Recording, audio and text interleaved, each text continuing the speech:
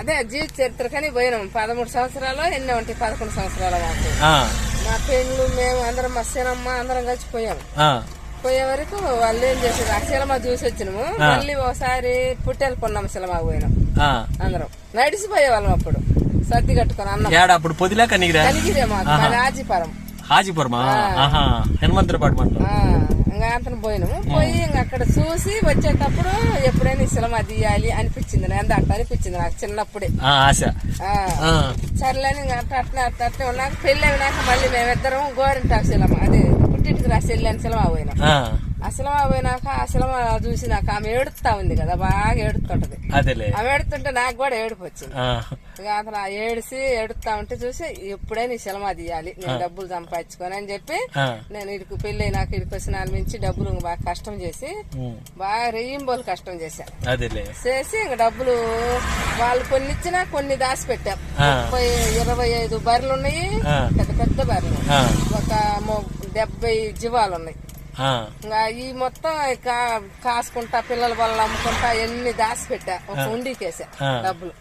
ఉండికేసినాక ఆ ఉండికేసినాక ఆ డబ్బులన్నీ మా అబ్బాయి నేను సినిమా తీయాలనుకుంటున్నాను, ఒక రవిబాబు ఎవరికి అన్నానికి వచ్చి చెప్పిండు. ఇక్కడికి వచ్చాడు అన్నానికి వచ్చిండు. వస్తే తీసుకుందామంటే వద్దమా, ఎందుకు నీకు సినిమాకు, నువ్వు డబ్బులు తీసుకున్నావు కదా సొమ్ము చేయించుకోమన్నాడు. నాకు వద్ద సొమ్ము నేను చేపియాల్సిందే అన్న. మరి నీకు ఎందుకు అంత బాధ అంటే, అంతేలా అని చెప్పి చిన్నగా డబ్బులు ఇచ్చి చేపించుకుంటున్నాను. దానికి చిన్నగా రూపాయి చేసినాక మళ్ళీ పొలం ఉంటే అమ్మిండు చాలకపోతే ఇక్కడే అల్లరుగా తమ్మం కాడ ఆడ తీసుకొని ఆడ అమ్మినాం. అవి మొత్తం కూటం చేసి చేపించి నిన్న పెడితే వాళ్ళు వచ్చి నాకు ఇంకా ఎన్ని చెప్పి తీపించుకోరు. అదేలే నీకు సినిమా ఎందుకు వచ్చిందమ్మా, నీకు సినిమా అదే నేను ఎప్పుడు ఇట్లాగా ఇంత ఇష్టము ఉంటది, కష్టం చేసి ఎందుకు తీసినావమ్మా సినిమా అని చెప్పి అన్నారు. ఏందా అట్ట అనిపించింది. మా అబ్బాయి వాళ్ళు నేను కూడా అరిసి అసలు నీకెందుకు అది ఇది అని చాలా బాధగా అనుకోరు.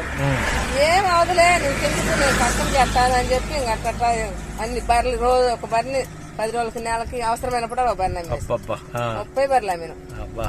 అటన్నీ వాటలు పెట్టుకున్నాం. వాటలు పెట్టుకుంటే వాటల మీద ఏమి జరగల. చెరుకులు అమ్మినా కూడా ఏం జరగల. తర్వాత కొంచెం జరిగినాక లాక్డౌన్ వచ్చిందా మనకి రెండోసారి. ఆ లాక్డౌన్ ముందు వాటలు పెట్టుకున్నా. టిఫిన్ పెడితే టిఫిన్ బాల, మళ్ళా సంగటి, రొట్టె, కిచిడి, నాటుకోడి, మటన్ ఇట్టడి తెచ్చి డెవలప్ చేసా. ఇంకా చూడు ఇంకా డబ్బులన్నీ 3 లక్షలు దాకా దాచి పెట్టాడు వాటల మీద. అవి అన్ని ఇస్తే చేసి చిన్నగా చేసిండే మా అబ్బాయి. ఆశ తీరింది, అయిపోయింది. నిన్న వచ్చి వాళ్ళు తీసుకొని దేశం అంతా పోయింది. అవును, నేను అక్కడ వచ్చేటప్పుడు పెద్ద చిన్నపిల్లలు ఉన్నారు. మళ్ళీ ఉండి అన్నారు ఏం సినిమా తీయాలనుకున్నావు అమ్మ అన్నాడు. అంటే మాకు ఇది ఎల్లమ్మ కొలుపులు చేస్తారు కదా, ఎల్లమ్మ కొలుపులు చేసినప్పుడు మాతంగిన వస్తుంది. ఆమెను గురించి సినిమా తీయాలనుకున్నామని అదే సినిమా ఇప్పుడు. మాతంగిని గురించి సినిమా నువ్వు చూసావమ్మా? నేను బాలే, వాళ్ళ నాన్న పోయిండు, బాగా వచ్చింది. మాకు మళ్ళీ సెల్లులో తీసుకొచ్చి చూపిస్తే బాగానే ఉంది. ఒక 10-15 రోజుల్లో రిలీజ్ చేస్తాను. అంతవరకు నేను మాట్లాడేది నిన్న. సరేనమ్మా, మంచిదైతే. మాది పొదిలే. వాళ్ళు కూడా అమ్మ వాళ్ళు పోనీ వచ్చిండ్రు. ఇంకమ్మ మాట్లాడలేము అనుకున్నాం మేము. చదువు ఏం లేదు, అదేలే అట్లా చేసిండ్రు. సరేనమ్మా, మంచిదమ్మా.